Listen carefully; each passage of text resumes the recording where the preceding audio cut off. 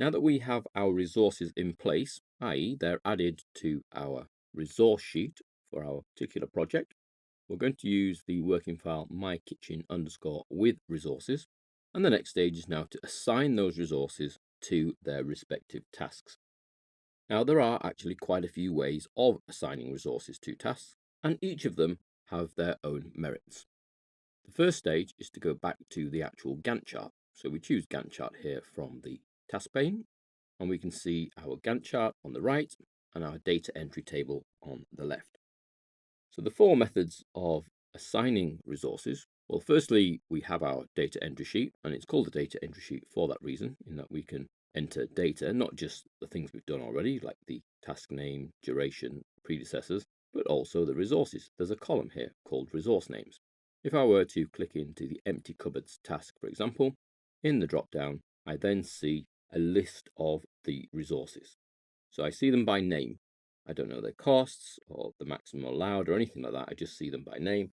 And from this list, I could select those resources that apply to this particular task, as in empty cupboards. So that's method one. Method number two is to actually go into the task information. So if I go into empty cupboards with a double click, in the task information on the resources tab, there is then a section for assigning your resources. And again, there is a drop list. So I can choose the resource listed alphabetically, not by type. The owner you will find we cannot do anything with at all, because that's to do with a project server where resources can be owned by different people. So we tap through that.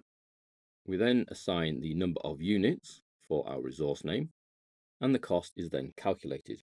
However, if I choose the resource name that is a type called cost, as in the miscellaneous one, then I would need to manually enter the cost value here. So that's method number two. We're going to see all of these methods in action shortly.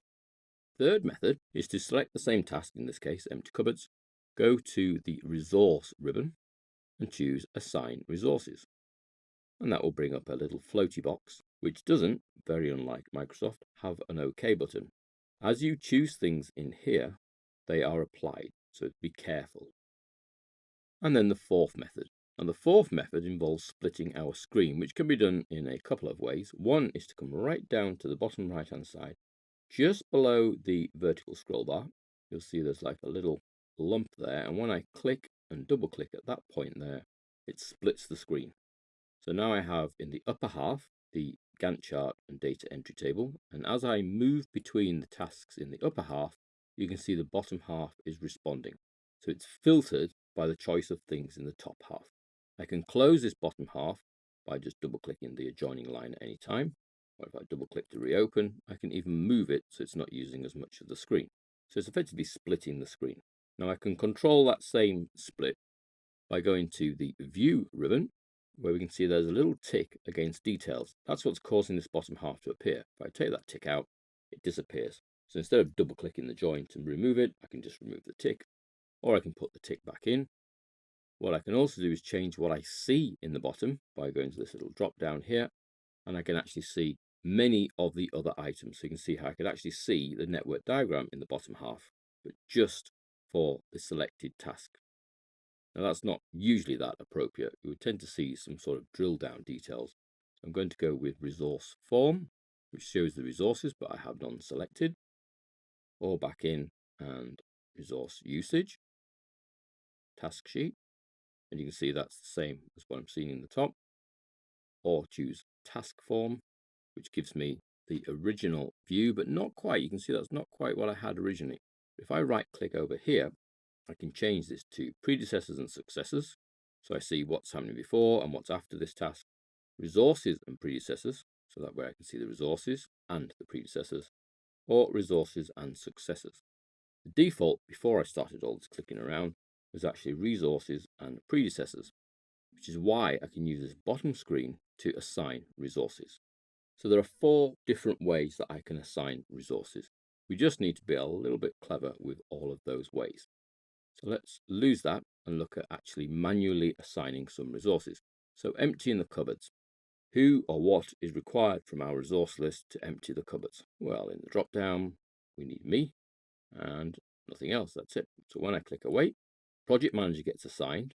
I also see that the name of the resource or resources, if there's more than one, gets assigned to that task in the Gantt chart. So we see the name of the resources. Remove table and chairs. Go back in the drop down. That's also me, project manager. Again, click away and project manager appears in the Gantt chart. Now, if I want to assign the same resources to a number of tasks, this is where this particular view is actually quite good, because I could take the bottom right hand corner here, known as the fill handle in Excel, and just drag that down, and it will assign the same resources that you had in that particular task against all of the others. And you can see there the project manager is now assigned to all of those. I do get some little red people over here because I'm effectively now over allocated. I'm trying to work too hard. Now I can remove these resources at any stage just by clicking on and delete, multiple select and delete, and those resources are removed. And let's take it off pull old carpets as well. Each of the other methods into pull up old carpets.